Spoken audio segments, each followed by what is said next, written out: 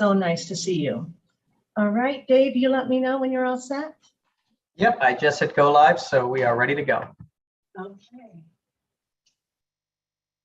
Okay. Good morning, everyone. We are convening a meeting of the Massachusetts Gaming Commission, and we're doing so virtually, which requires me to do a roll call of my fellow commissioners. Good morning, Commissioner O'Brien. Good morning, I'm here. Commissioner Hill, good morning. Good morning. I'm present. Good morning, Commissioner Skinner. Morning, Madam Chair. Good morning, everyone. I'm here. And good morning, Commissioner Maynard. Good morning, Madam Chair. I am here.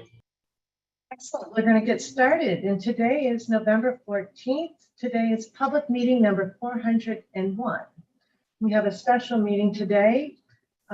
We have our roundtable addressing media and advertising issues. I want to thank you, all the participants today, for assisting the Massachusetts Gaming Commission in its current work to implement the new sports wagering law here in Massachusetts. As you know, we're working hard to adhere to our timeline to launch retail sports wagering at the end of January and online sports wagering at the beginning of March. To help formulate our regulatory framework, we are holding this roundtable of experts and stakeholders to address sports wagering, advertising, and marketing across the various media markets. I'd like to now introduce each participant, and then I'll circle back to each of you and ask that you provide a snapshot of your background most relevant to today's discussion. So I'll do a brief hello, and you can raise your hand, and then we'll circle back. Good morning, American Gaming Association Senior Vice President, Casey Clark. Good morning to Massachusetts Broadcasting Association's Executive Director, Jordan Walton. Good morning to New England Sports News, Nesson. We have two representatives here today, Sean McGrail, Nesson's President and CEO. And we have, good morning. And we have Kosmina Schulman, Senior Vice President of Broadcast and Digital Partnership. Good morning. And then from Major League Baseball, we have their Vice President and Deputy General Counsel, Marquess Meeks. Quest, good morning. Good morning. And we also are very fortunate to have our outside counsel here today. We have Nina Meritless and Christina Marshall. So this is a remarkable group of experts and stakeholders, and we thank you again for participating in this critical discussion. Next, Anderson and Krieger, as I mentioned, our outside counsel, will set the stage offering high-level guidance on constitutional limits on restricting advertising. I welcome again partners Nina Macarius and Christina Marshall at this time, who will remain at the table today to offer their expertise and insights as the discussion unfolds. Good morning again, Nina and Christina. Oh, and actually, I was going to circle back to each already. I've forgotten my thank you, Madam Chair. Yes, thank you for the prompt. I could see it in your expression, Nina. We'll circle back to Casey, if you would like to just give us our snapshot. Thank you.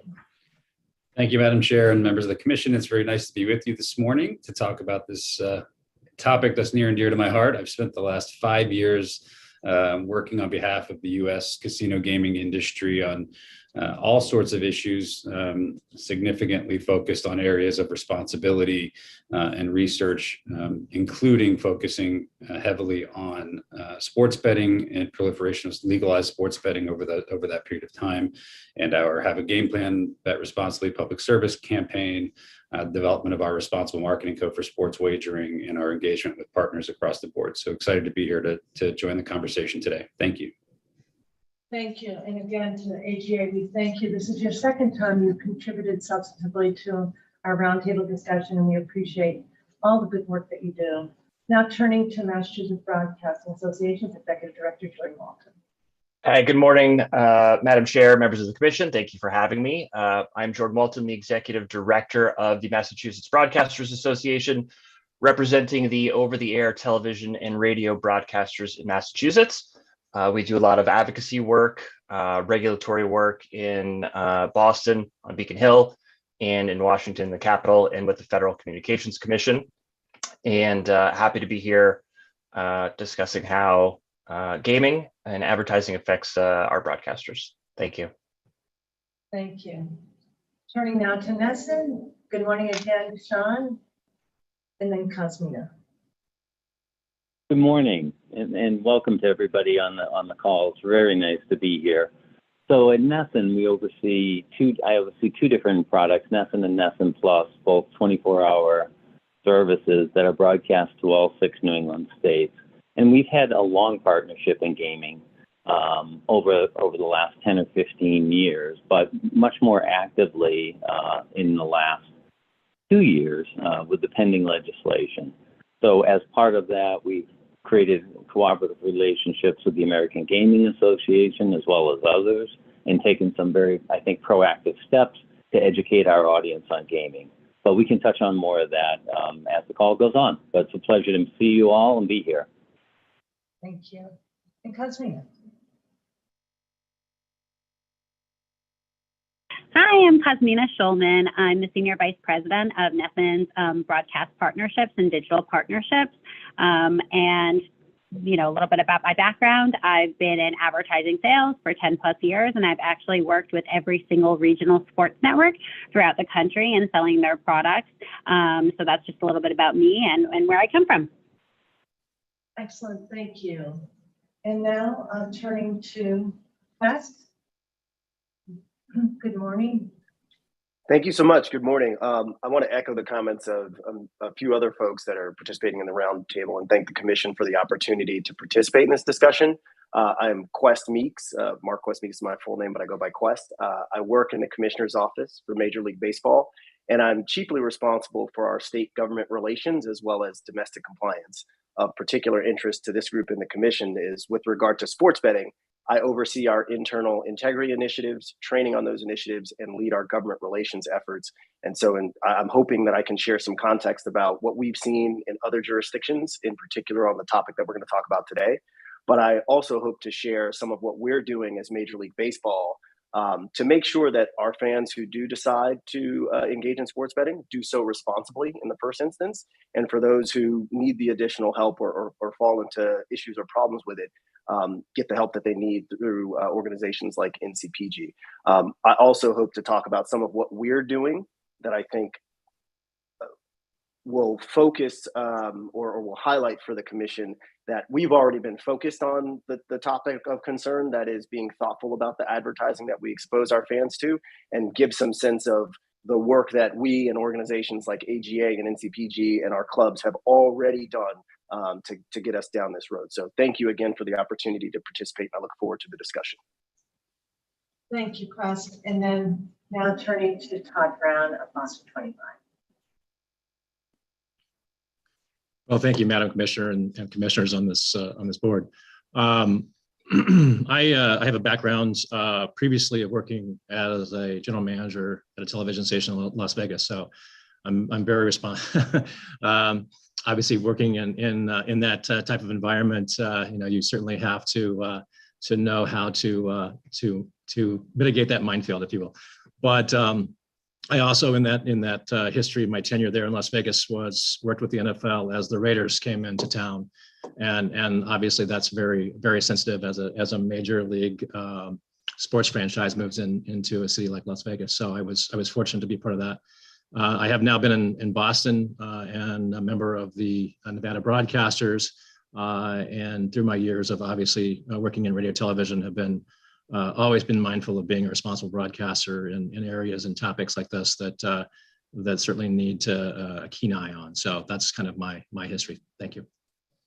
Thank you. Thank you.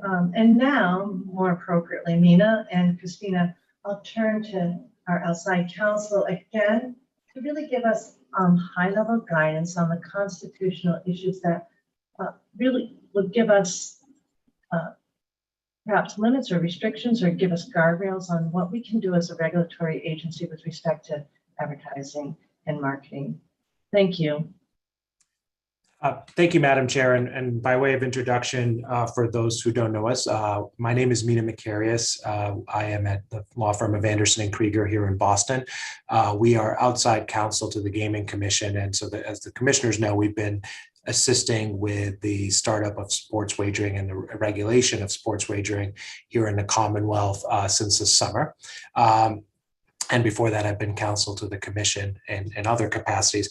However, beyond our work for the commission, we actually have quite a lot of experience with First Amendment and related issues that Christina will get into regarding the regulation of advertising from our work, both for public sector entities, including the commission, airports around the country, and the cities and towns here in Massachusetts. And I can defer to Christina to say more about this, but Christina has also been involved in our work on behalf of several anti-tobacco groups and tobacco advertising and regulation. So this is an area of First Amendment jurisprudence we're well acquainted with. And as the chair said, our goal today is not to get into what the commission might ultimately do, but as to set the stage for hearing from all of the other experts on what has been happening around the country and what you do in your individual organizations, what the guardrails are from a First Amendment perspective, as well as under the Communication Decency Act. We, partly for the commissioner's sake, put this all as the sorts of issues that the legal team, both at A&K and internal with Todd and his staff, are thinking about as we move to the regulatory phase. And Christina, I don't know if you want to add anything to the introduction before we kick it off. No, I think you covered it all. Thank you, and happy to be here this morning. So I think Mina is going to give some a general outline of what we're here to consider under the statute, and then I'll go into some of the details about the First Amendment and the CDA. Thank you. And so the Sports Wagering Act, Section 4 C3, gave the commission a mandate, and I hope everyone can see me. I just froze there for a second. So We're good. we're good. Okay. My computer's fight with Office Suite continues. So it has five categories of advertising, marketing, and branding activities that the commission has been tasked with regulating as part of its oversight of sports wagering in Massachusetts. First is advertisement, marketing, and branding that is deceptive, false, misleading, or untrue, or tends to deceive or create a misleading impression directly or by ambiguity or omission. And as Christina will get into, there may be, there's a different standard that applies to that than to some of the other ones here. Second is use of unsolicited pop-up advertisements on the internet or text message directed to individuals on the self-exclusion list for those who have asked to be excluded from gaming or sports wagering. Advertising or branding that the commission deems unacceptable or disruptive to the viewer experience. That's the language of the statute at a sports event. That's actually the full language there. Advertising, marketing, and branding deemed to appeal directly to a person younger than 21 years old. And finally, advertising on billboards or public signage which fails to comply with federal, state, or local law. So that's the mandate to the commission as part of its oversight of sports wagering. We would obviously have to make sense of that language in the statute in light of the First Amendment, which for Massachusetts purposes is effectively the governing law. There's not much daylight between state and federal on this, and the Communication Decency Act. And so I'll turn it over to Christina to go through that. Thank you. So I just want to give a very general overview of how the First Amendment and the case law from the Supreme Court and further down kind of applies in this situation. Obviously, this is an ever-changing and ever-evolving area of law, but at the moment, restrictions on advertising qualify as commercial speech, and so they're governed by the Supreme Court's decision in Central Hudson v. Public Service Commission of New York. That's a 1980 case. Essentially, that case says that the government may restrict commercial speech if the interest to be served by the restriction is substantial, and the regulation must pass a balancing test of directly advancing the governmental interest, but also not being more extensive than necessary to serve that interest. There's a doctrine called the unconstitutional conditions doctrine, which essentially imports that regulation on governmental statutes and regulations into what we're talking about here. So speech restrictions imposed in a government contract or permit, they're subject to the same First Amendment scrutiny.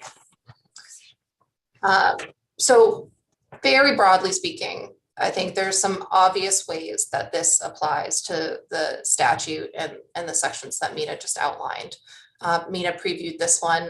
The first prong, the ban on deceptive, false, or misleading advertisement, that's not protected by the First Amendment because that fails the first prong of the Central Hudson test. Moving on to the next sections of the statute, there is case law out there that confirms that the government has an interest in preventing, things like sports wagering by minors. You can analogize that to preventing tobacco use by minors, which has been a long-standing issue in front of the Supreme Court. The Supreme Court's also accepted that government has a substantial interest in reducing social costs of gambling, primarily those that stem from pathological or compulsive gambling. So that's your connection to the self-exclusion list. So essentially the commission's charge here is to design narrowly tailored regulations that specific evidence demonstrates will advance the interests at play, which sounds a lot easier than it is, which is why we're here. And then the second statute that I think is relevant to a slightly lesser degree, although it could have some very interesting implications depending on what the Supreme Court does next year, is the Communications Decency Act. We also refer to this as Section 230. The statute essentially gives immunity to websites where content at issue is based on information provided by another person, and the claim is treating the website as the publisher or speaker of that information. Lately, the trend in courts has been to limit this availability. Recently, last year, the Supreme Judicial Court in Massachusetts issued a decision, Massport Authority versus Turo, which is the first case in Massachusetts or the highest court in Massachusetts to consider the statute. The holding in that case is not super relevant to the regulations at issue here, but it confirms that the trend is, since the internet is a very, very large place with lots of potential pitfalls, that to the extent that companies online are benefiting or directing or making money off of certain things that are published on their websites, there is some scrutiny applied to that by courts. This is likely to come up before the commission within the context of algorithms and third-party regulations. There is a pending case in front of the Supreme Court right now about whether the Communications Decency Act applies to a website that essentially uses algorithms to make targeted recommendations to users of that website, or if it doesn't. The Supreme Court just granted cert in early October of this year, so we anticipate that case will be heard next year with the decision issued by the Supreme Court in early June. So we will be keeping an eye on that for the commission as it applies to these regulations. So that's the general overview, and I will turn this back to the chair. Thank you. Thank you. At this juncture, before we move on, I just want to make sure that commissioners, do you have questions for either Mina or Christina at this juncture? Okay. So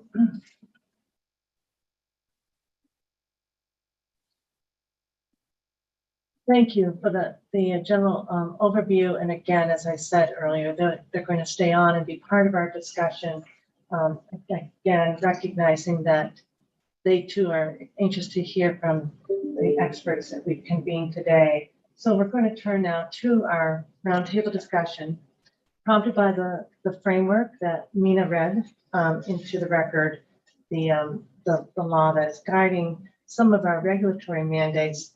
And then I've also shared with you a number of questions that we have come up with as prompts that we hope will really spark an organic conversation among you.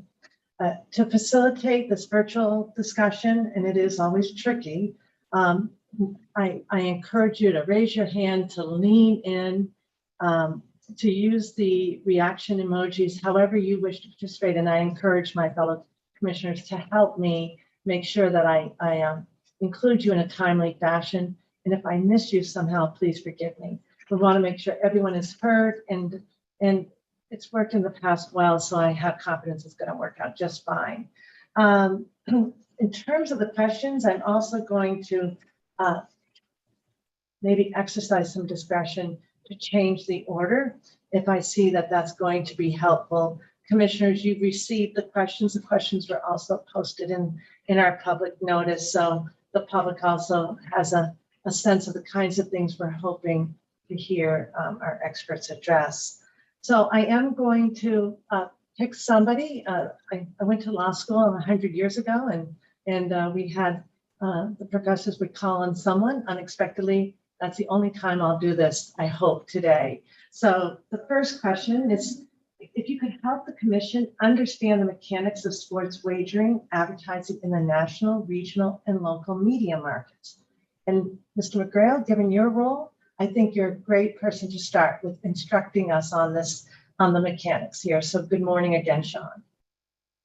Good morning. So thanks for the opportunity to discuss this with the panel.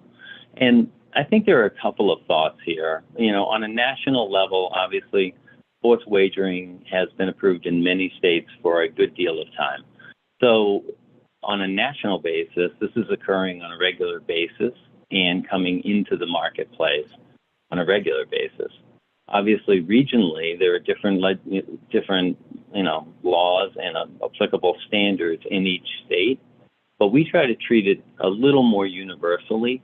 And I think from a regional level, we've taken a very prudent approach on how to handle gaming.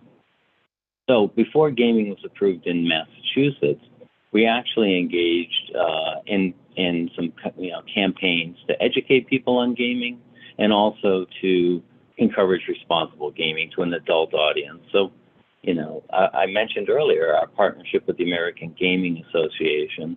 So we engaged by creating a program with them, responsible gaming programming, and trying to educate an audience prior to gaming becoming legal.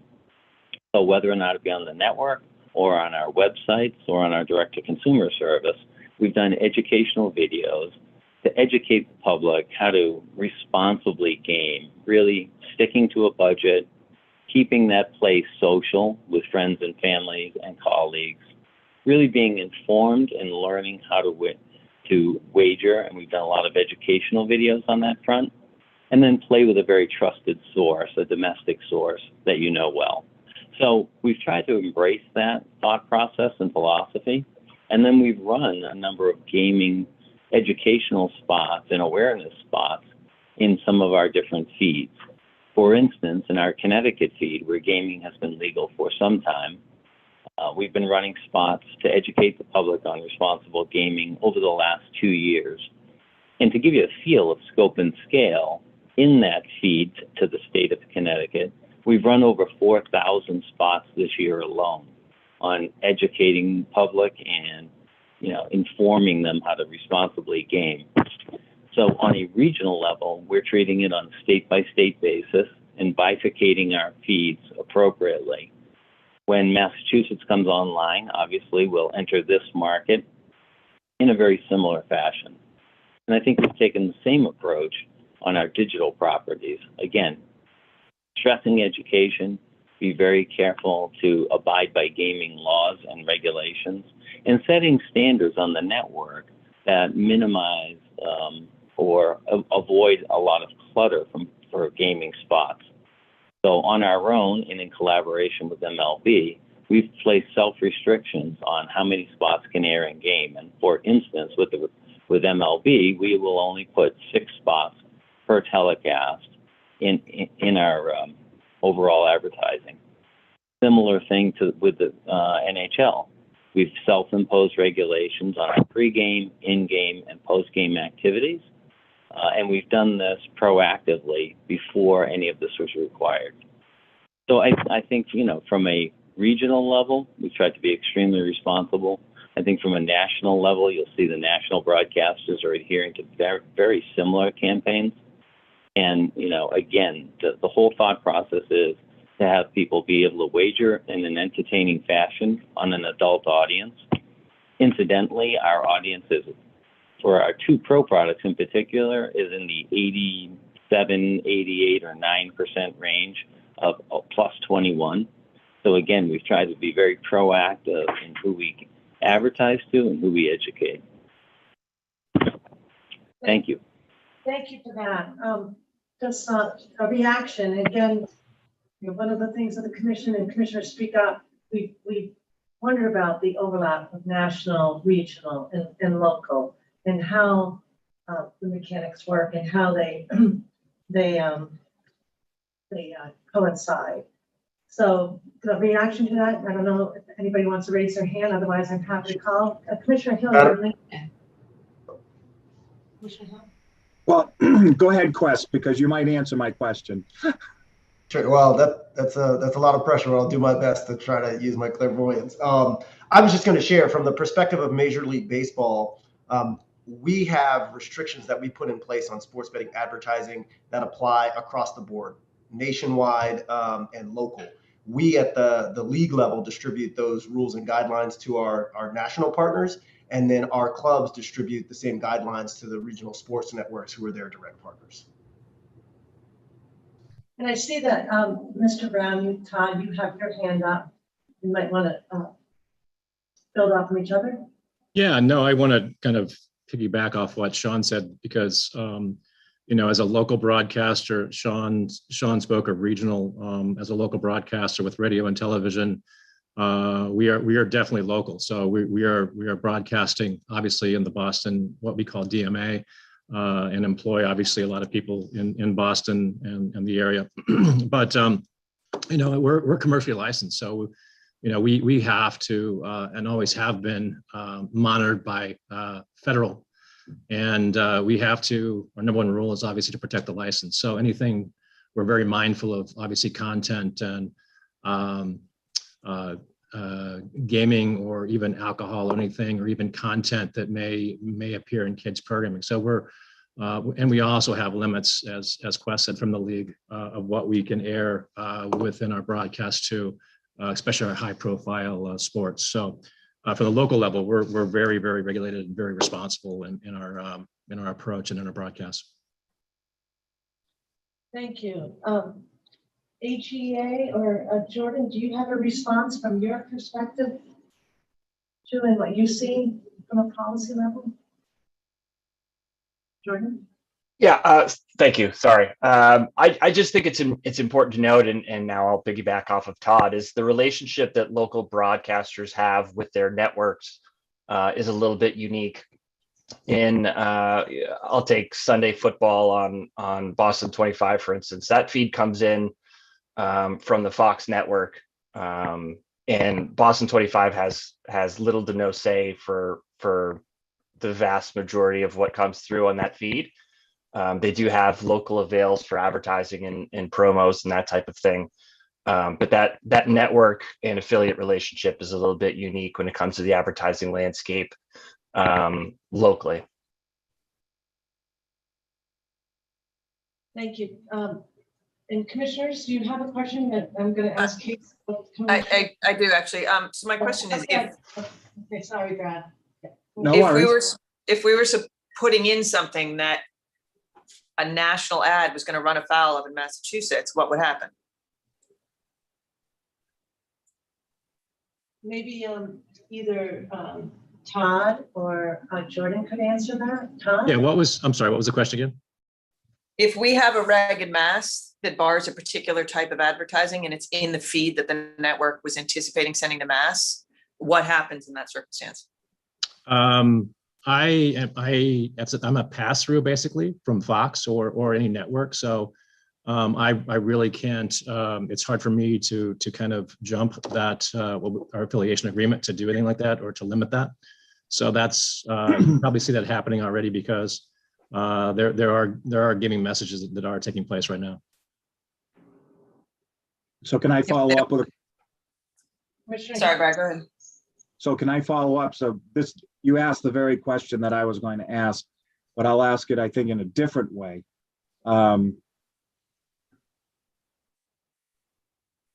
If we have a national commercial coming in where maybe we as regulators, for example, we put in our regs that you can have a young celebrity going after our 18 to 21-year-olds, whatever the language might be.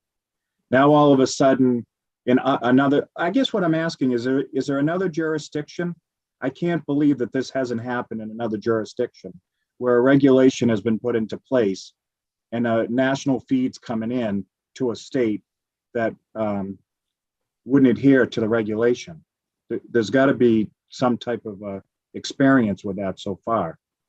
And I'm concerned, I'm hearing you say that you're not it would be allowed to come through, you think? Is that true? Yes, that is true. I as a I'm kind of like I guess a McDonald's franchisee, if you will, right? So I'm the franchisee for Fox, and so if they want to serve Big Macs, I have to serve Big Macs. That's just it's their agreement with Fox is with the NFL, and certainly that NFL broadcast. I think the NFL and the network is very responsible. But no, as far as the content of those ads and where they're placed, I don't as a local affiliate have the power to circumvent that. Maybe we can turn to Casey, Casey, you must have some experience with this and with the American Gaming Association. Really, we're kind of out looking at our second question. How do the varying state sports wagering laws and regulations reconcile with national and regional advertising campaigns? So, Casey? It's a really good question, and probably one that my colleagues from the sports business or the broadcast business can better detail how they manage that, because as operators, we're kind of buying available inventory, right? So the standards are being set by leagues that are being adhered to by broadcasters at a national and then at an affiliate level and a local level. And part of those standards are only being set during the course of a broadcast or a sports broadcast. And so what happens outside of the time frame relevant to a particular sports broadcast is probably up to a different standard that the affiliates or broadcasters might be setting. But as an operator, we are looking to create opportunities to advertise our products, to bring consumers into the legal market. I mean, I think part of what you've heard from my colleagues before over and over again is that people in Massachusetts are betting on sports today, and they're just doing it illegally. And so advertising does play a really important role in informing consumers, not just of the responsible gaming content, which we're seeing significant uptick in recognition for and appreciation of, in great partnership with NESN and Major League Baseball and DraftKings and MGM and Delaware North and other great companies with strong Massachusetts ties who are helping carry that cohesive message and responsibility. But also, how do we ensure that consumers understand what's legal and what isn't, and where they can get, if they're interested in betting on sports, what they can do to get into that legal market? Commissioner Hill.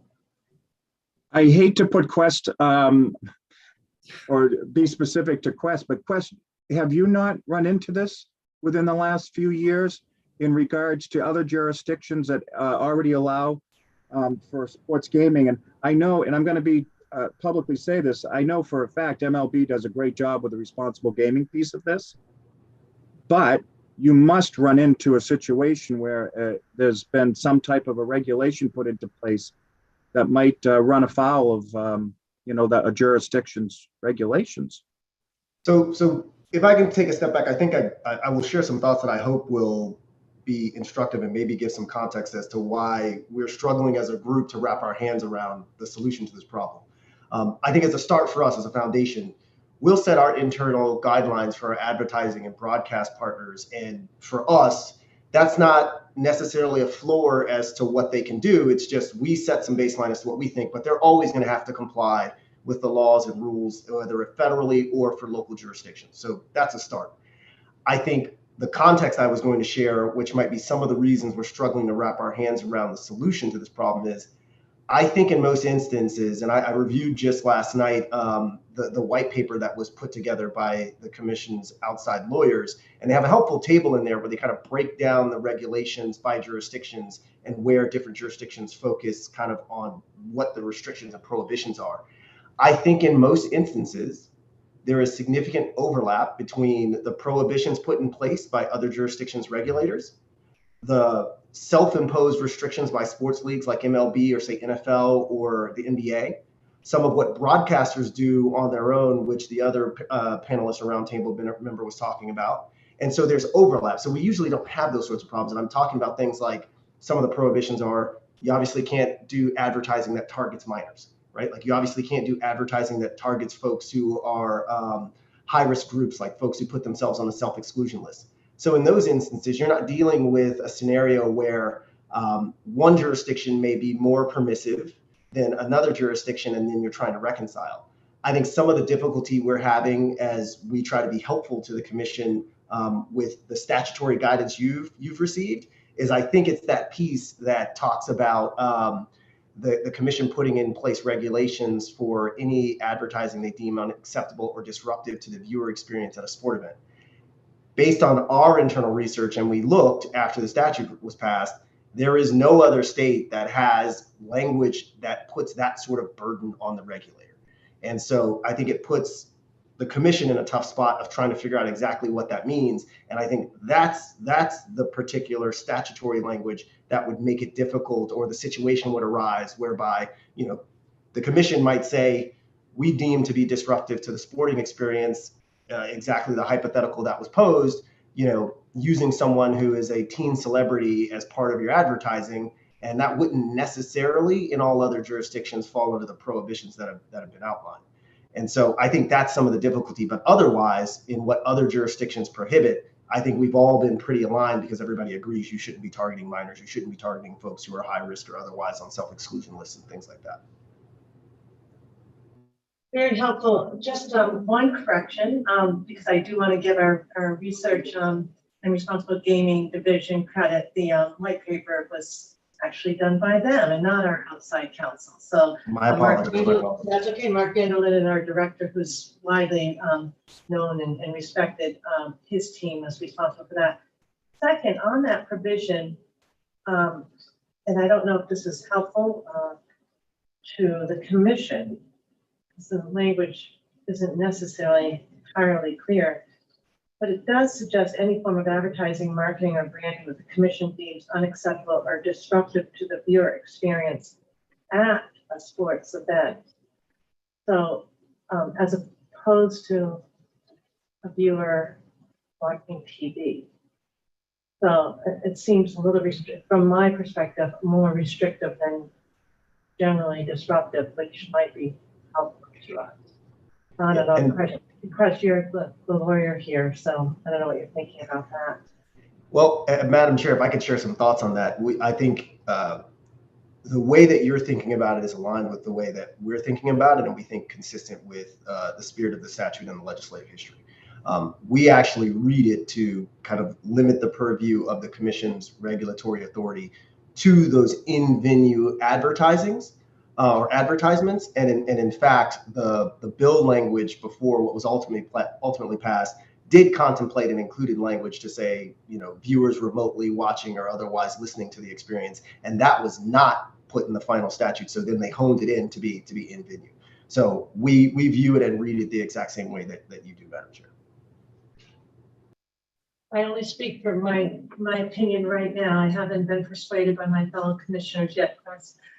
Thank you. So, and just to build on really the reconciling of that tension, is there anything else that we wanted to add to that discussion?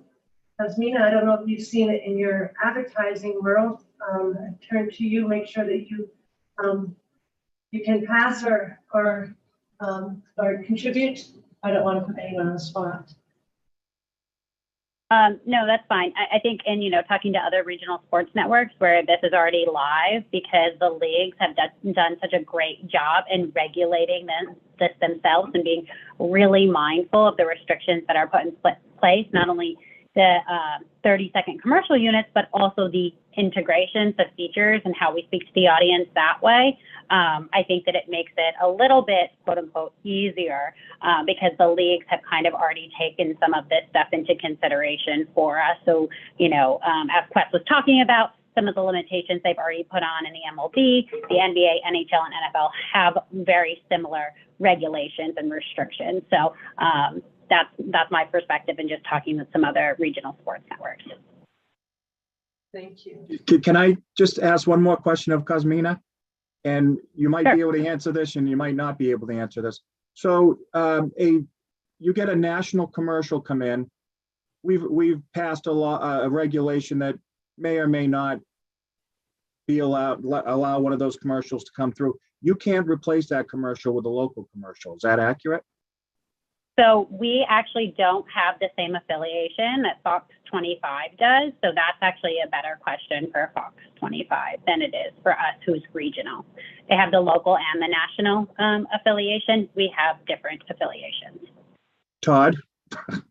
Yeah, no, I do not have the ability in my broadcast chain or the right to run over the top of what Fox broadcasts. So I'm really kind of a conduit really of like on Sunday's NFL game, it airs locally on Boston 25. I'm just a conduit of that game. I do have local avails, which I do control, and I have controlled that content. But for the most part, no, I don't have the ability to regionalize or go over the top of any type of network programming, which also includes Thank commercials. you. I'm going to turn next to Casey and then Sean. Casey? Yeah, I appreciate it. I think I just wanted to add that the thing that we're hearing kind of repeatedly from my fellow panelists here is that we're all working together on setting standards proactively and voluntarily. And so the gaming industry was very front-footed on that in 2019 when we put together our responsible marketing code for sports wagering in anticipation of some of these kinds of questions, so that we were, as an industry, being thoughtful and considerate of what might come down the pike. So, our code prohibits things like targeting vulnerable populations and minors. So all the things that Quest was talking about and the things you're hearing from our broadcast partners as well is really, we talk very often about the sports betting ecosystem and all of us working together to make sure that we're getting this right. And I think you're seeing that really front and center on this issue particularly. Thank you. And Sean? Yes, I was going to really echo that sentiment, but I think with a slight derivation. So most of the regulations we see are not quite that granular. They're at a higher level. And again, I won't go through those categories again, but it makes them fairly ubiquitous across different platforms. Now, being a regional network, we are in complete control of our advertising. So we would be able to respond to something like that on a state-by-state basis, and we do currently. So if there's a question about any spot that's about to air on NESN, it's flagged by our traffic group. It comes to me directly, not to the ad sales team, so that we have a chance at a different level to review it, and we usually turn it right to our counsel for them to review it. So we do have a fairly robust process in place, and not being a network affiliate, we probably have a little bit more control, as a matter of fact, a lot more control over what airs on NESN. Thank you. Commissioners, that starts to help us understand the difference in the two markets. We don't have a national representative today, not because we didn't come to try, but there may be some feedback. There may be representatives listening. We may get some feedback once our roundtable concludes, and we invite that from any listener. Now, Sean, your hand is still up. You want to add in? Okay. And sorry, I just didn't take my hand down. I'll do it now. Okay, great. I just wondered if you had another thought. I didn't want to miss the opportunity for follow-up. Quest, go right ahead. Yes, Madam Chair, and look, considering my comments and the particular question from the commissioner, I'd be absolutely remiss if I didn't highlight this from our own internal guidelines, we actually, as part of our key messaging requirements, do not permit advertising or ads that feature folks who are not of an adult age or old enough to bet. So kind of just back to that point of the reason I think we're struggling to find the answer for the hypothetical is we as sport leagues have tried to be really thoughtful about the restrictions we put in place. And as I think you've heard probably repeatedly at this point, we're working in collaboration with industry leaders and experts like the AGA, our broadcast partners, and everybody's layering on top of everybody else's efforts to the point where we not only have the belt, we have the suspenders, and we've taken a bit of extra string and rope to tighten it up as well, because we all want to avoid this potential problems that can come from not being as careful and thoughtful. Great. Commissioners, on this topic, follow-up questions, Commissioner Skinner, Commissioner Maynard. Anything, would you like to add, Commissioner Maynard? I would ask Quest, to your point, does that include athletes who are under 21? Because I know that in the MLB and the NBA, there are multiple athletes that are under 21. Would they not be in advertisement? So it's a fair question. I'll try to be thoughtful and as transparent and candid as I can to highlight the potential concern that would give me pause. So the way our requirements are written currently is it is flat out. You cannot use folks who are of betting age. The issue that gives me pause and I want to be thoughtful about, and I just candidly don't know the answer to right now, is in our, as has been shared publicly, in our most recently negotiated collective bargaining agreement with the Major League Players Association, players have certain rights to negotiate deals with sports books. We have not yet dealt with the issue where we have a player who is under betting age who's negotiated a deal with a sports book and then thereby wants to do advertising.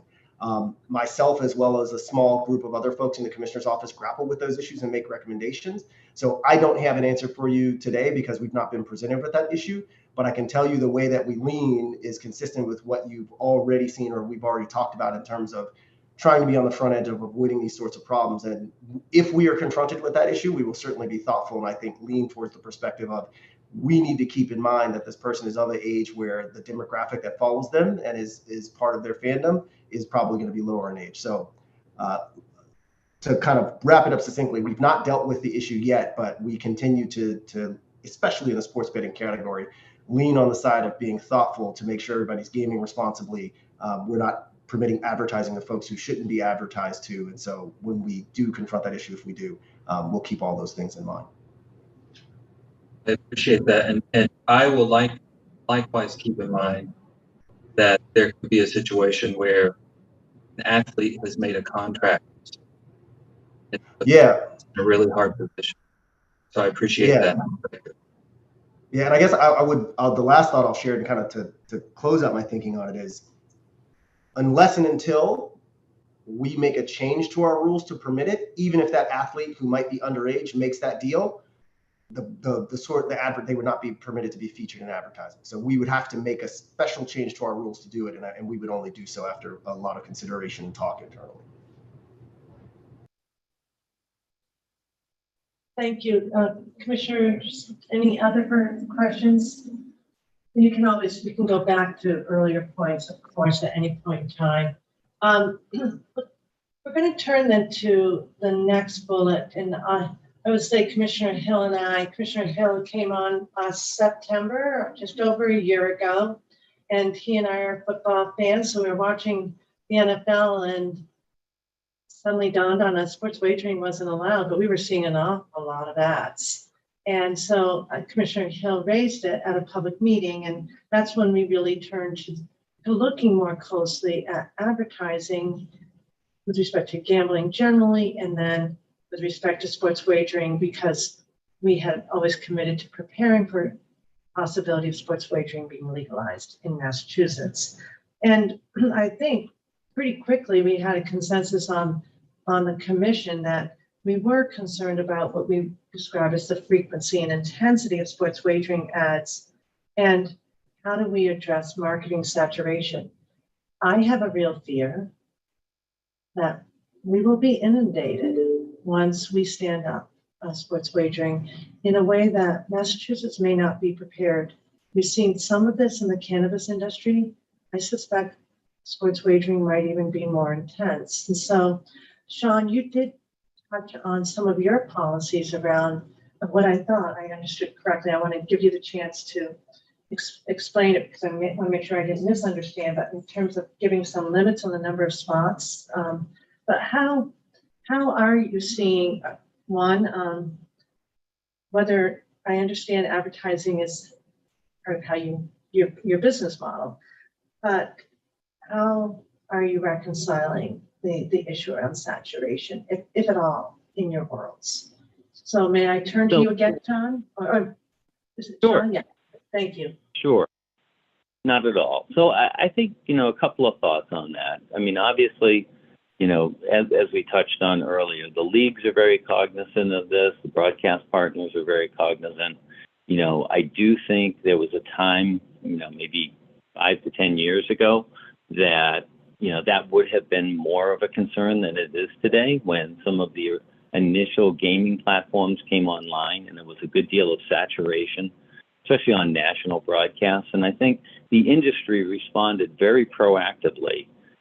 MLB, the NHL, the NFL have all come forward with their own self-policing regulations and basically work collaboratively with broadcast partners to make sure that those are reasonable and enforceable. So I think we've tried to be very proactive in this front. And again, as I mentioned, for instance, in a 3.5-hour Red Sox game, you would only see up to 6 spots in that game. So a very small portion of the inventory would be permitted in game. So, overall, I think it's a lesson learned from years ago of oversaturation. And frankly, we've seen it in other categories too. We've seen it in the airline industry where certain airlines would like to buy out inventory and heavy up, and it became a distraction. So we're very cognizant of our audience, and we spent a great deal of time thinking about what's the impact on the audience and exactly how is this affecting the broadcast and our overall performance and brand. And I think that's central to every broadcaster's thought process and every league's thought process. So I think it's led to some of the very responsible guidelines that have been created to deal with those potential issues at a very high level. Thank you. And of course, I mentioned cannabis. That wouldn't be so much on broadcasting. We see it more on billboard advertising. Quest, do you have your hand up, or is that yes, or is that from leftover? My apologies. I'm appreciating it doesn't automatically clear, so let me undo that. My apologies. I thought it did. And Commissioner Hill, you have a question. Before I ask my question, I certainly want to hear from our other experts, but I do have a question at the end. Oh, okay. So we'll circle. Who would like to respond next on the saturation issue? Jordan, from your perspective on the policy, how do you work with your other members of your association? Sure. I'll say a couple of things.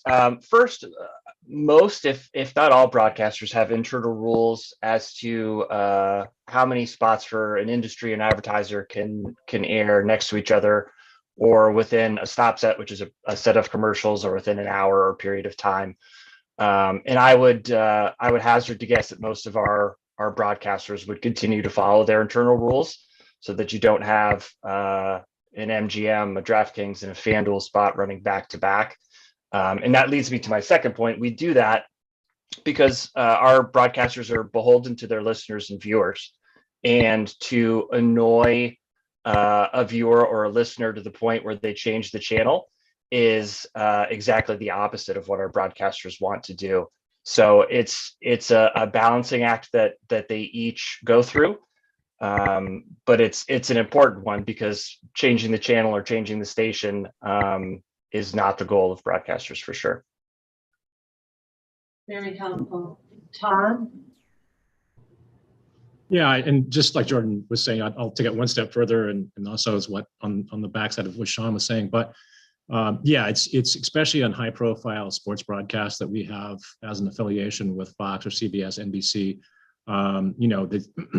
We're kind of not only we do self-impose, and we also are very aware of what we're airing in games, but we're kind of the bottom of the funnel, because The network obviously has their regulations on that, which comes down as well as the league. So, we only have really a few avails that we can in-game, and then very few avails we've been regulated to only do X amount of in-game and then pre and post. So you won't see an oversaturation in high-profile sports events on local broadcasters.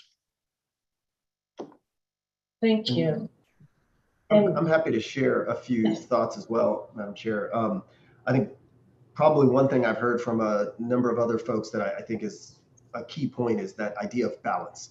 And so from Major League Baseball's perspective, it is all about trying to strike a balance to increase the opportunity for fan engagement for our fans who are of betting age and are interested in doing so responsibly.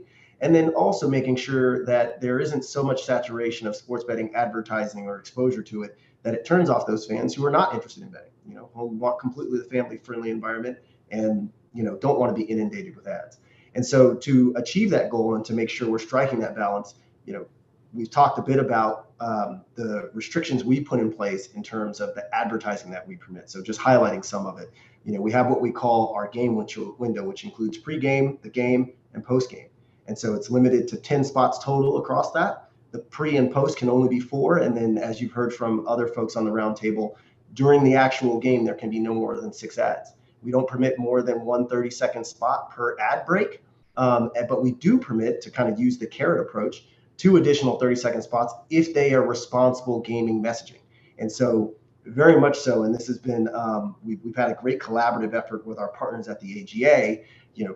We want to, as much as we can, for our fans who are interested in sports betting, and we can use it as an opportunity to increase fan engagement with them. We want to keep them in the part of the sports betting funnel that is responsible gaming, right? And so those are some of the ways that we put those restrictions in place. But I do want to echo again what we've heard from a few other folks on the roundtable. 2 thoughts. One, I do think that the sports betting operators, and I guess I shouldn't I know, because I've had conversations with high-level folks in some of the leading operators. They've heard the concern from not just regulators in Massachusetts, but across in other jurisdictions. And so they've responded accordingly. And that also is in the mind of the leagues when we set our kind of year-to-year benchmarks and we talk about these things in our off-season. The second thing that I would highlight again is, or perhaps hasn't been highlighted today, is, some of the balance that we're trying to strike, in particular as Major League Baseball is, obviously, we want to make sure we're giving our commercial partners fair benefit of the economic exchange that we're engaged in. But more importantly, in the way that we think about it is the goal here with legalizing sports betting and putting it into a regulatory space. And what flows from that is all this transparency that we cannot get in the illegal market is we have to permit enough advertising so that the legalized, regulated sports books can draw customers away from that illegal market. And to put like an extra fine point on that, I did not share this at the outset, but not only do I oversee state government relations with regard to all topics, but sports betting in particular for the commissioner's office and our internal integrity policies, I also am the person responsible for leading our investigations anytime there's an allegation of wrongdoing by baseball personnel. And I can tell you without limitation that the illegal offshore sites like Bovada and the others, they're not responding to my email when I try to get information to conduct our investigations and put us in position to levy punishment or to make sure that people are being compliant with our rules. We only get that from the legalized, licensed sportsbook partners. And so we have tried again to strike that balance to make sure that those entities and companies have as much of an opportunity to draw customers away from that illegal market. So can I ask a follow-up question? Yes.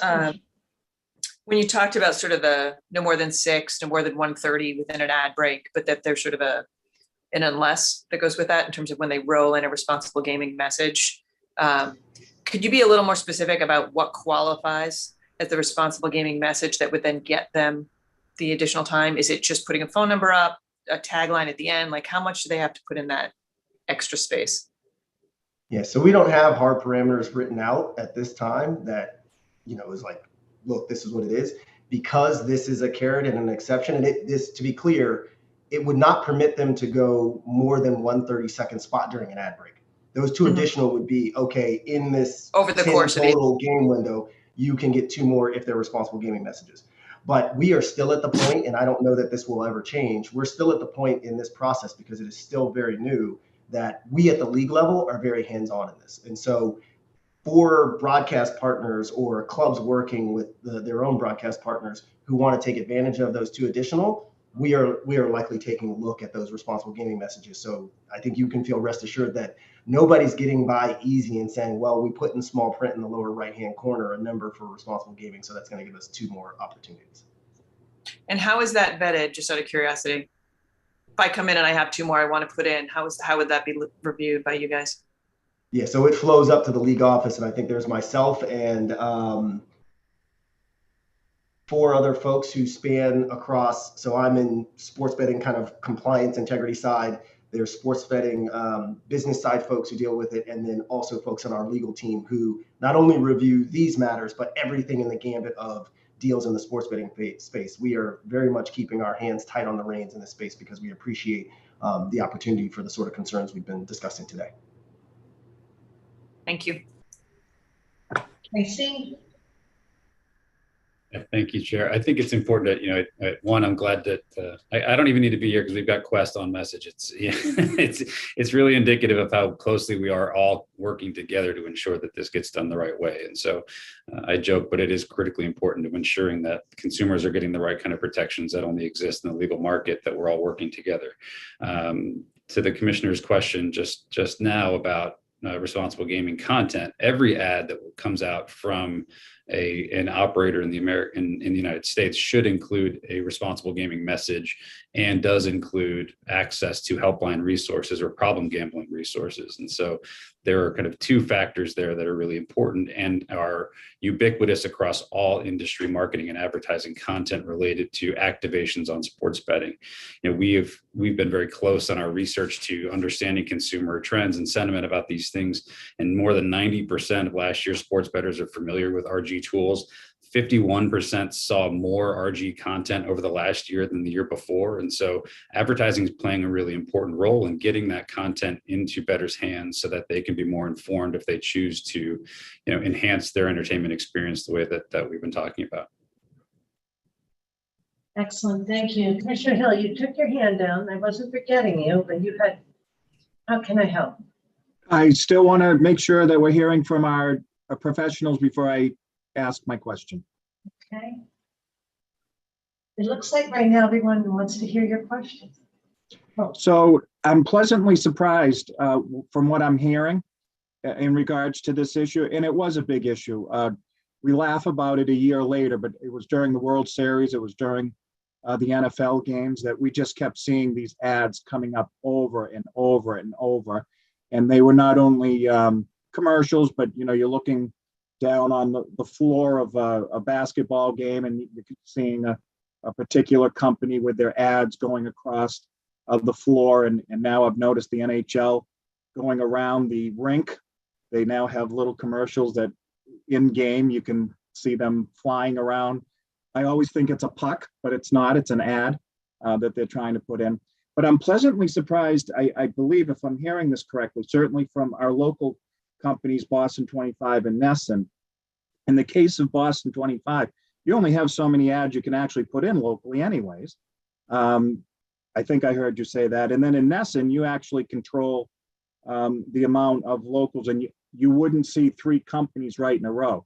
The concern that I have, and here's the question or comment, is we could potentially have up to 15 companies doing business here in Massachusetts. And I would think they would all want to do some form of advertising, not only, in TV, but in radio and things of that sort.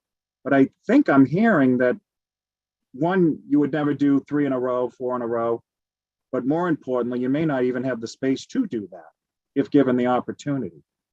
Is that an accurate statement? And I see Sean has his hand up. Maybe you want to respond to Commissioner Hill's question as well, or hold, Sean? Sure, I'd be happy to jump in. It's a great question. And I think, again, we defer back to a couple of things. League rules, certainly, and then our audience, secondly. So right now, we've made an active decision to only offer, inventory to 4 different gaming operators inside our pro broadcast. You know, we've done that again very proactively without finding other reasons to do it. So, and we're obviously breaking it up into different commercial pods so that we're not creating overload on any one piece of inventory or any one break in the game. Of course, in high stakes games, everyone would love to be in the top of the ninth or middle of the ninth. We don't break it up that way. We're doing it evenly throughout the broadcast. And I think one other point, I mentioned it earlier on, we've already run over 4,000 responsible gaming spots in our Connecticut feed this year. And unless we're completely sold out, we're making a point of running a responsible gaming spot inside every one of our pro broadcasts, both NHL and MLB, and collegiate. So we've been very proactive, I think, on this front, well in front of the legislation. You'll also find on our digital sites, again, educational videos, you'll find responsible gaming videos, and you'll also find videos about if you need help to a vulnerable audience, how to get that help. So I think, it's in everyone's best interest to make sure that this goes well at every point in the chain, from the league level all the way down to the local broadcasters. And I think all of them have taken this very seriously. I would just add, I would applaud Nesson. I've seen those commercials and I've seen those videos. I actually reached out to the chair one night and said, take a look. I actually videoed it because I was very impressed with what you folks have been doing. And I believe, if I'm not mistaken, that was in partnership with the AGA, Casey. And I know you had, Casey had spoken to us, or your group had, about a month or two ago, that this was happening. And to see it happen locally was kind of cool, actually. So I applaud you because it's being done very, very well. Thank you. Sorry, I would just like to add one thing as, the salesperson on the call. We would never take all 15. And as Sean said, we're limiting it right now to 4, but even if you take it a step further, our inventory wouldn't even allow us to take, we don't even have that much available inventory at this point in time. We're 100% sold out right now in the Bruins today.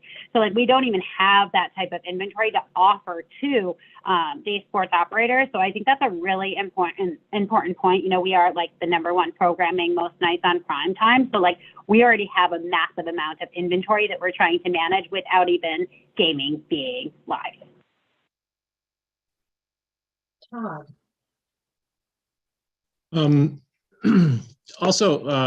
Also, Mr. Hill, too, we, as a local broadcaster, I know what we'll be doing, and I can't speak for all broadcasters, but I know once that gaming is online, we'll be certainly doing news stories around responsible gaming, besides running commercials like Sean was talking about. So that's just one other component that we'll be doing on the local broadcasters, and I know probably Jordan will probably recommend that as well to other constituents. Yes, music to Mark Van Linden's ears. Yes. Yeah, I'll just jump in quickly and piggyback on what Todd said. I reached out to our television broadcasters specifically at the end of last week and put together a quick overview of the amount of news that our local TV stations are doing each week, and that it's just short of 500 hours worth of news. So there's going to be plenty of opportunity, I think, to have that responsible gaming message in those newscasts. It's going to be something that's top of mind, I think, for a lot of viewers. And I think that Todd's sentiments are going to align with most of our television broadcasters, if not all of them, when it comes to news coverage. Excellent. Thank you, Jordan. I'll turn to Quest and then Casey. Thank you, Madam Chair. And I just wanted to be responsive to Commissioner Hill's concerns, which I appreciate are probably shared by a number of commissioners. I want to state that at the outset because I appreciate, you're watching your local sports teams and you're seeing kind of what new and creative ways for sports book operators to be able to advertise. I want to reiterate the point that I made earlier, which is I think, and I obviously can't speak for NHL, but I know from the government relations work where I interact with my counterparts at other leagues, we all have in mind this idea of trying to shift as many consumers and our fans and your constituents away from the illegal market. I do also just want to layer on top of that, though. I talked before about the restrictions we have in place, and those are with regard to broadcast and radio. But even when you do see in venue or you're watching the broadcast and you see something in a baseball stadium that is advertising, I want you all to know that that is not haphazard. We also have in-venue restrictions in place. So we are very clear about where our local or our clubs are able to permit that advertising in venue, and there are restrictions in those spaces as well. And it's all been an effort to be thoughtful about, what fans are going to get exposure to, what you can see in stadium when you're watching the broadcast, even, what our players are going to be able to see, and not putting excess pressure or stress on them.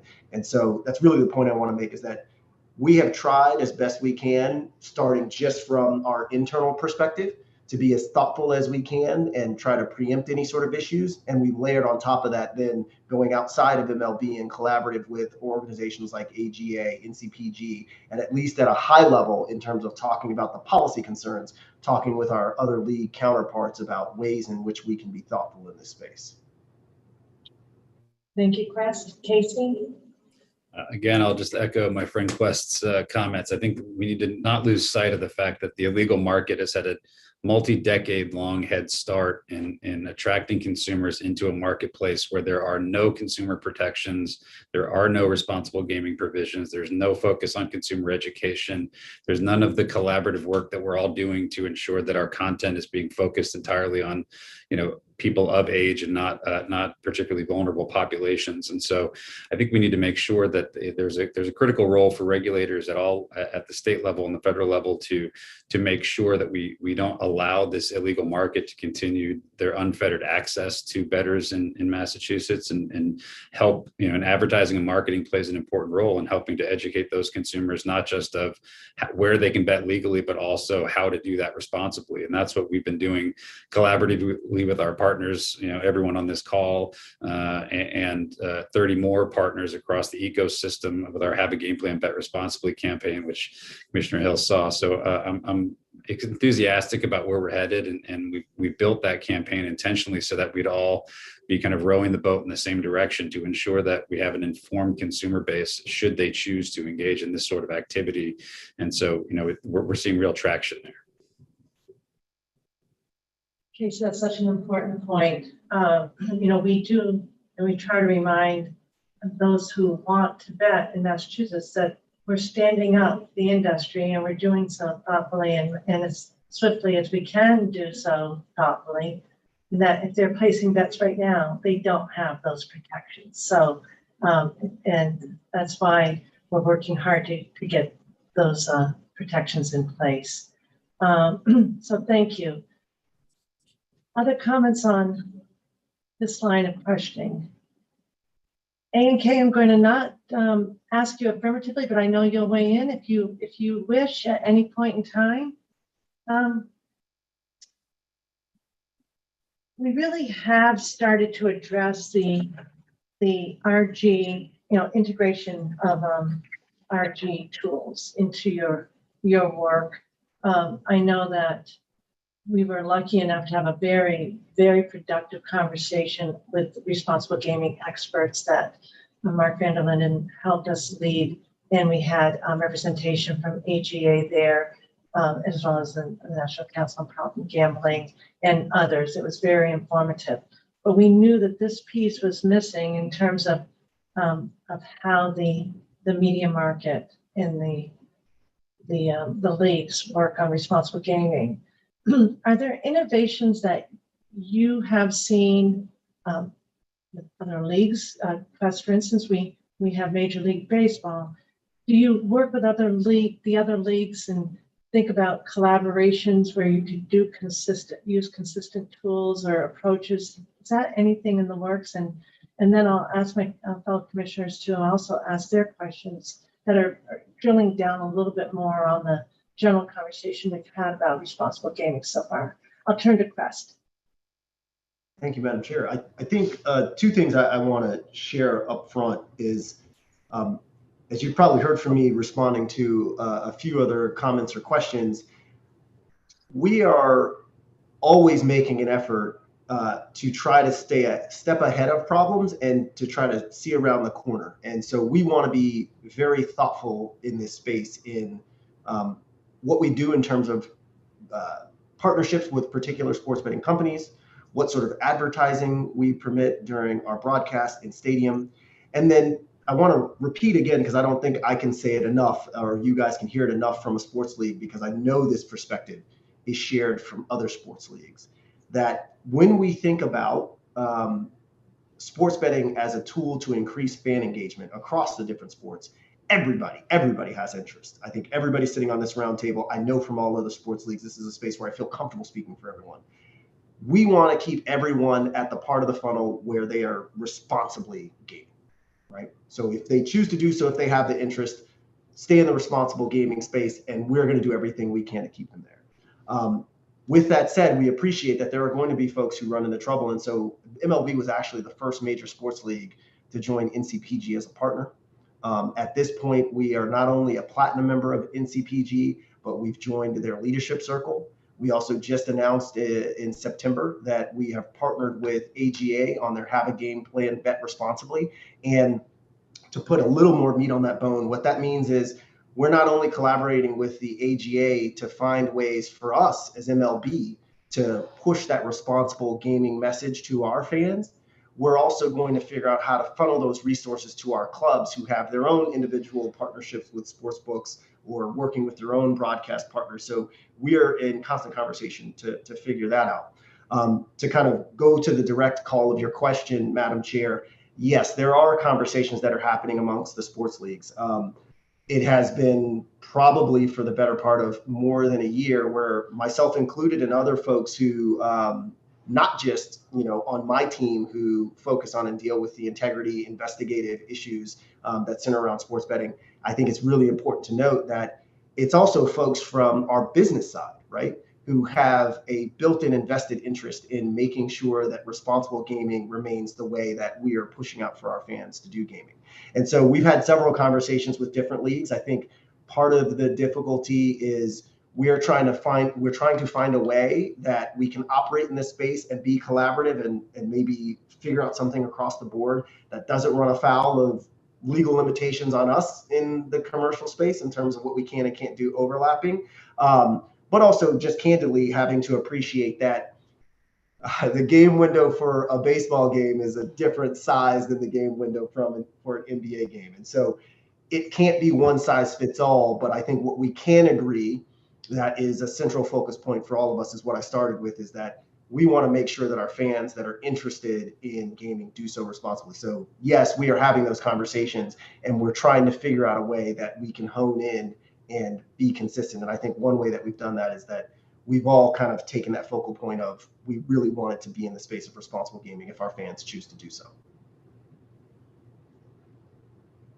Others wishing to respond to any responsible gaming tool that you haven't mentioned today that's maybe more nuanced that you'd love to share with us? Are you leaning in? I can't tell. No? Okay. All right. Casey, I know that your organization has been, and it's come clear today that has been an impetus for so much of the progress here. And for that, we thank the American Gaming Association. Is there anything that you can share with us that's new and different that's happening in other jurisdictions that we should be considering as we think about our responsible gaming regulations in this context? I appreciate your kind words, and really it's our members who are such strong advocates for their customers and for this marketplace that and really a testament to the work that they're doing every day to make sure that they're building lasting and meaningful relationships with customers in a way that they would want to be engaged. And so it's an important and great job to be their advocate on this issue. I think there isn't always a technological solution to some of these. There isn't a widget that we might be able to turn on and turn off that would just solve for some of the concerns. But I do think that we've hit on a lot of the themes today. One is collaboration, looking at everyone who's involved in this ecosystem as equal partners and ensuring that the consumers are well protected and well informed. We have that opportunity with our partnerships with the leagues and the broadcasters and our operators, administering to our own standards, which we set very, as a high standard and a foundational effort for not just sports betting, but for gaming in the United States for decades. And so we're really applying standards that sets the American gambling industry apart from our global counterparts. And credit to Mark and Long and his team, who've been really great partners in thinking through this and helping to advance these core priorities. So it's been really interesting for us to think about advertising and marketing, particularly because as an asset for advancing responsible gaming. It's not just about customer acquisition, but it's an important opportunity for us to get the message to core audiences. And so looking at advertising not just as a monetary or commercial opportunity, but as an opportunity to advance RG is really critical. I don't think advertising and responsible gaming are mutually exclusive. I think they're actually really beneficial. And so the opportunity to work together with the commission, with other partners across the ecosystem to advance core issues that we all understand and appreciate has been a real important opportunity to get this message and to get the legal market into the right people's hands. Excellent. Commissioners, questions before we turn to what I know is a topic that all of us share. It's been touched on, but I want to make sure we've asked our nuanced questions around minors. Commissioner O'Brien, you might have a more nuanced question you want to ask around minors, and I know Commissioner Maynard, you've asked an important one already, but in any other question around RG generally, looks like we're all set. So Commissioner O'Brien, do you want to address any particular question around the issue around advertising and minors that we haven't touched on yet? I guess the only area that I'm curious about, but I'm not so sure that the members today, I'm probably not putting them on the spot if I ask them this question, but I think a lot of the advertising that particularly minors are going to be seeing is going to be online, and it's going to be popping up that way as opposed to sort of the traditional broadcasting of a sporting event and the controls that are in place there. Which I'm glad to hear about. I didn't know the detail of it, and I'm glad to hear how proactive the leagues are being. But if anybody can speak to trends, mechanisms, RG in that forum, where you might have people under the age of 21 getting bombarded with things online and on mobile, as opposed to traditional TV, radio.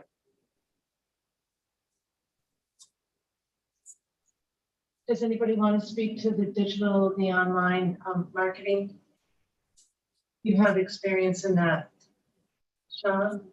No? Okay, Casey? Chair, I'm happy to weigh in a little bit, but I appreciate the caution, Commissioner O'Brien.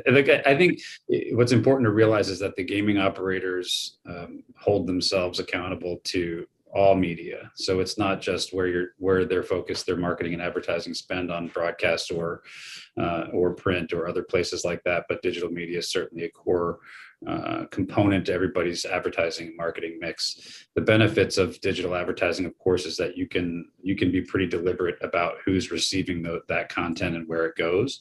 And our marketing code restricts and prohibits operators from specifically targeting minors, and looks to particularly carves out places like college-owned media assets, and that includes websites. We have age affirmation mechanisms that are required for any kind of go-to-market advertising to bring customers into a particular sports wagering activity. And so there are mechanisms in place to help police that within the existing regulations and within our existing self-regulation within the industry. And it goes far beyond just the broadcast or terrestrial networks and into the digital marketing space as well. Sean, thank you, Casey. Sean? Yes, I was just going to echo that sentiment. We have a very rigorous process if you're going to sign up online with us to interact with us directly, where you have to provide information, including your name and your, obviously date of birth and credit card information, so we can verify who you are and digitally target and verify your, your parameters. So, and also anything that they'd be seeing online from us, we adhere to the same type of standards. We're running responsible gaming commercials. We aren't overloading in that space. We're being very judicious in how we work it on a digital platform, very much analogous with what we're doing on linear television. So I think, again, it's in everyone's best interest to adhere to those guidelines. And I think everyone's been very cognizant of that up front as they've designed those regulations and how we've implemented them for the last few years. And just, I wanted to just clarify, Sean, if you could explain Nesson's, sort of its percentage of digital and broadcasting, just what is Nesson, so that we understand that you really are in that space, because that was a very fair question for Commissioner O'Brien. Sure. Well, and so we run multiple platforms for it. On our linear television networks, we have Nesson and Nesson Plus, which are distributed throughout New England. So, all 6 states, the cable and MVPD multi-video providers. So it's ubiquitous across all platforms. We also run Nesson.com, which is a general sports website. And we also run Nesson 360, which is a direct-to-consumer site where we directly will sell you Nesson without an intermediary. And it's the first in the country to sell a linear television service directly to consumers. And we also have an engagement betting site called Nesson Bet. And again, that encourages responsible gaming. It's providing odds and education, working with the AGA to provide tools to people. And it operates under the same guidelines. Additionally, we don't do any direct betting, or we've opted not to engage in anything other than referring to other reference lines and providing information. So we're not actually taking bets or securing bets or moving them through our website. So I think all of those platforms, are widely, used throughout New England, and we try to adhere to the same guidelines and standards, even if they're not necessarily completely applicable, like the MLB or NHL guidelines are also being applied to not only our digital properties, but other digital efforts that we're having, like digital sports and, college sports. Mr. Hill. Thank you, Sean. West, I keep putting the spotlight on you, and I don't mean to be doing that. So I apologize, but can you speak to what the MLB and maybe what some of the other, the NFL or the NBA are doing in regards to national platforms like the Facebooks of the world, Snapchats? You must be dealing with them, I would say, as well as the broadcasting world. So speaking for MLB, and it's not inconsistent with what you've heard from folks who've already spoken up on this topic. Everything I stated with regard to our restrictions, the requirements as far as what will be prohibited, that is using actors or bettors who are underage, that applies across the board to channels that we control or our clubs control. And so I am, again, one of the folks on the small group of folks or the small committee of people in the commissioner's office and we've had this happen where clubs will say, hey, we've got this sports betting partner. You guys have reviewed and approved the contract. You reviewed the assets, which we do as part of our approval of that contract between a club and the sportsbook operator, because they include the proposed assets as an attachment to the contract typically. And they'll say, look, we've agreed to do 2 social posts on our Instagram account. And here's what we have in mind. We weren't completely sure if it was within the parameters of the guidance you've given. And we've said yay or nay, or you can or can't do this. And so everything I've stated already with regard to broadcast, radio, in some of those specific in-venue limitations and the requirements applies regardless of the medium that our clubs, us, or our sportsbook partners are looking to push it out to consumers. Very helpful.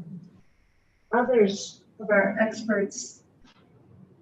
Okay, commissioners, this is a time to ask those questions that you are troubling you as we think about advertising down the road and our obligations as a regulator. Commissioner O'Brien, are you leading it? So, and again, I'm asking questions that I think maybe the people who are participating today, even if you have suggestions for who to talk to, but it's not obviously just the sporting events that are doing the marketing and the advertising. And so I mentioned this way early on, right, when the statute was passed, that I had attended a training where an individual from Michigan commented on the ad inundation that came on as soon as sports wagering was legalized in that state. And that he said to do it over again, they would put a lot more attention on how to mitigate that.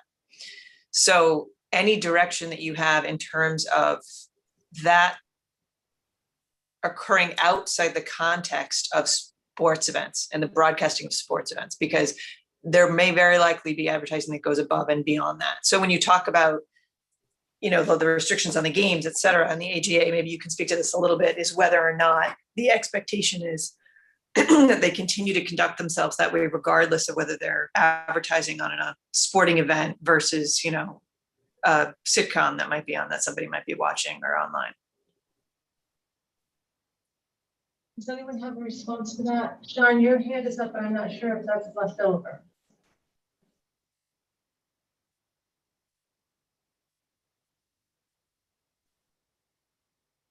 Madam No, Chair. I'm sorry. I didn't mean to derail that, but I do have to step away for a prior engagement. I'm going to leave Cosme here with you, who can answer any follow-up questions. And I really appreciate the time to participate in this panel, and look forward to working with you in the future. So thank you. Sean, we don't want you to escape without a very big thank you from us. Very great contributions, and we appreciate the time you've shared with us and you leaving us.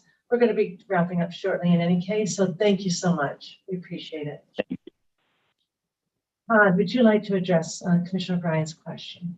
Yeah, I would. I think I can answer this, Commissioner O'Brien. Most of us on this call, as far as broadcasters or NESN, you know, we've always said in previous conversations with this, we're regulated and obviously self-guiding in some of these, right? I think what happens when you see the amount of, I mean, Boston's a big city, and then when you see bus boards and outdoor and you know, there's a lot of probably unfettered advertising mediums that beyond sports franchises and broadcast and regional sports networks, where they're gonna take a lot of this as well too. So I think that we're very good at self-regulating and being very cognizant of the messaging and you know, us as a broadcaster, obviously being federally regulated, easy for me to say. But we have self-imposed guideposts and also guideposts that we really have to watch. And I think we're very mindful of that, but other outside media, I think is, you know, that's going to be, we're probably going to see the amount of saturation that you're talking about. Do you have any suggestions in terms of other groups to reach out to? You know, I don't know if you talk to Outdoor. You know, I don't know if you know, the billboard company, you mean? Yeah. Yes. Yeah. Billboard. Right. So I mean, again, there's probably now more than ever. I hear 30,000 advertising impressions that somebody goes through on a daily basis, and so now more than ever, there's a lot of categories out there in which you can advertise. You know, online, offline, outdoor, broadcast. You know, now you see the big tech companies getting into the content space with Netflix and YouTube TV and other categories. So you know, you also have that as well too. So and I know it's frustrating because sometimes you do want to obviously have some controls around that and regulate some of that messaging, but I think it's getting increasingly more difficult. Can I just follow up with a request, Todd? Sure. You're affiliated with Fox, right? Yes. Is there somebody in the Fox world of New York that we could reach out to ask this question? And if so, we don't need an answer right now, but maybe you could find that for us and forward it to us. Like a Fox network representative? Yes. Okay, sure. Thank you. Oh, no problem. Okay, other questions? Commissioner Skinner, I want to make sure you had your questions, thoughts addressed. Anything? You're all good. Excellent. Commissioner Maynard? I'm good for now, and I appreciate that fantastic question, Eileen, because I am thinking about the different ways ads can be targeted, not just through traditional, here's the sports, here we go, but also through other means. So I appreciate it. Kasmina, do you want to add in your advertising experience on that? No, I mean, I do think that there's a ton of mediums, a ton of different ways that you can touch consumers these days. And, you know, as far as when we look at our landscape and whatnot, you know, we're being really, really mindful, just given the commitment that we obviously have to this region, being here, being locally, you know, and the association with the team. So I feel like we're doing legit everything we can in every single medium that we touch, whether it be social, digital, you know, true.com, our D2C app, to make sure that we're being really mindful of the responsible gaming message. But, you know, I would just encourage everybody on this call, you know, think about the next 48 hours and think about all of the different places that you see advertising and all those different touch points. There are a lot of them. So there's a lot to think about for sure. And just a reminder in our statutory language, I know Mina and Christine are already thinking about this, but in the final section, with respect to billboards, it's kind of limited. It says advertising on any billboards, or where we can regulate advertising on any billboards or any other public signage which fails to comply with any federal, state, or local law. So billboard language is in there, Commissioner O'Brien. And I know that outdoor advertising takes care of that. And so I'm wondering if there might be a dialogue we want to have with them on any thoughts that they have about regulating some of the billboards facing content, responsible gaming message mandates, that sort of thing. And I think we would turn to MassDOT on that. Am I right? It's part of, yeah, MassDOT has that regulatory authority. I've raised another question. I think publicly there's some billboards of casinos who advertise outside in Massachusetts who are actually conducting casino gaming in other neighboring states, and they do not include responsible gaming messaging, which we require. So I think that's being addressed right now with MassDOT, I'm hoping. So that is, we could have a follow-up to bring MassDOT into one of our conversations, Commissioner O'Brien. But we didn't get a lot of direction in the statute on that. Any other questions or issues that we want to raise? Participants, is there any closing thoughts that you wish to share as we turn now to our job? I know that this has been extremely helpful for me. I suspect I'm speaking for all of the commissioners. Would you like to close with some thoughts? Quest, thank you. Thank you. I'm happy to share a closing thought. First, thank you for the opportunity to participate in this discussion. I think as much as we talked about collaboration among stakeholders on our side of the table, in my experience in other jurisdictions, working with regulators on different issues, when investigative concerns have come up, the thing that has made my job the easiest, and I hope that some of my friends at the other regulatory bodies would say made their job a little bit easier, is collaboration amongst the sports leagues and the regulators.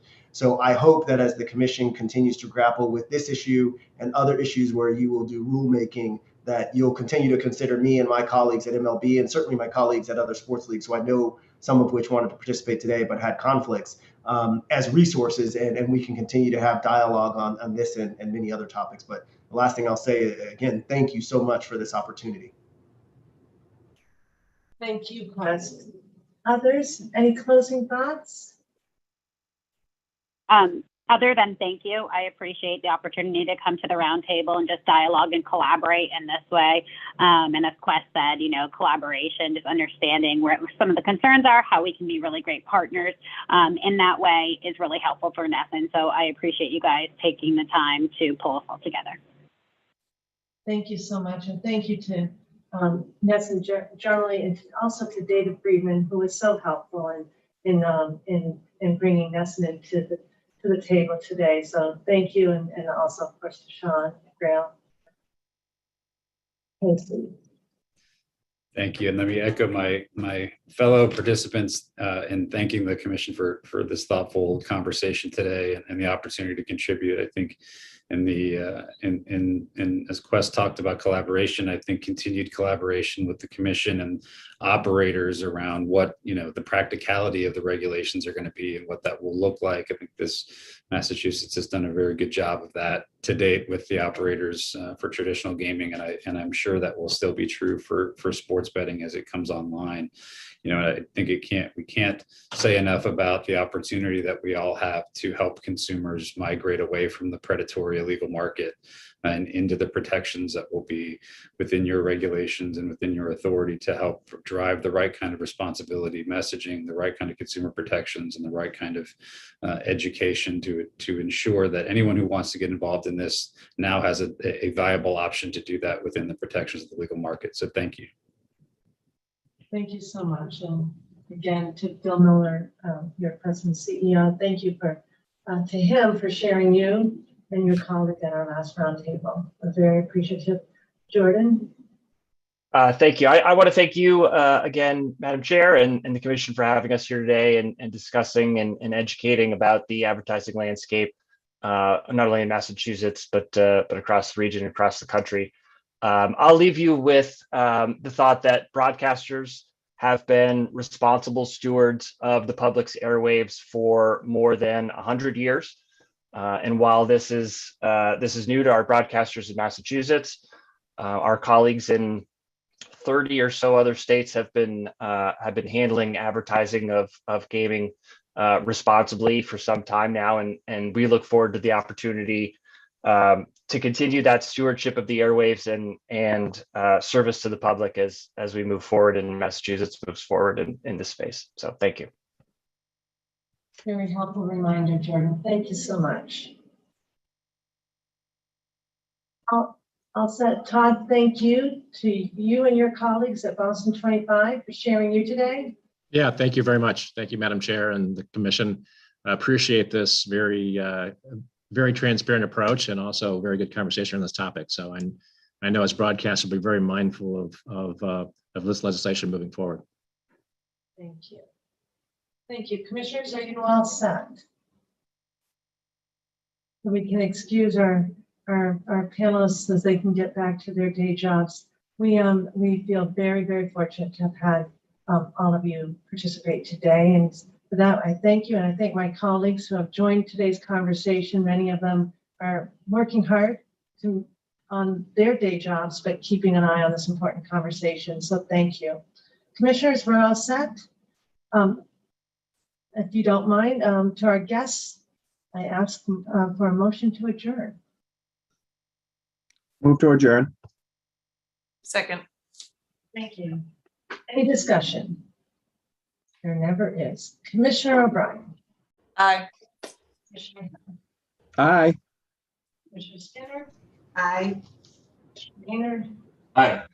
And I vote yes. Thank you, and thank you to the public for joining us today. Appreciate it very much. Thank you. Thank you So much.